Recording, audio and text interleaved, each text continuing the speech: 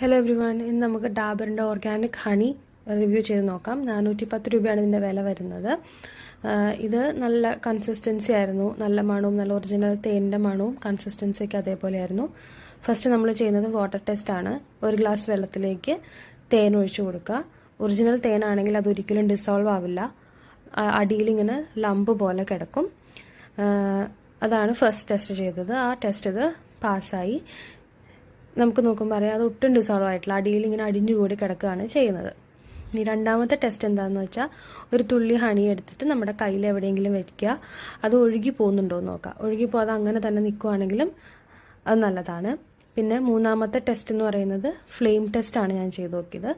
കുറച്ചൊരു നമ്മുടെ ഒരു ഇയർബഡ്സിൽ ഹണി മുക്കി നോക്കിയിട്ട് നമുക്ക് കത്തിച്ച് നോക്കുക. കത്തിച്ച് നോക്കുമ്പോൾ ശരിക്കും നമുക്ക് ക്യാമറയിൽ കാണാൻ പറ്റുന്നുണ്ടോ എന്നറിയില്ല, ശരിക്കും കത്തുന്നുണ്ടായിരുന്നു കേട്ടോ ആ കോട്ടൺ. അപ്പം ഡാബറിൻ്റെ ഹണി ഒറിജിനലാണ്, എല്ലാവരും വാങ്ങിക്കും.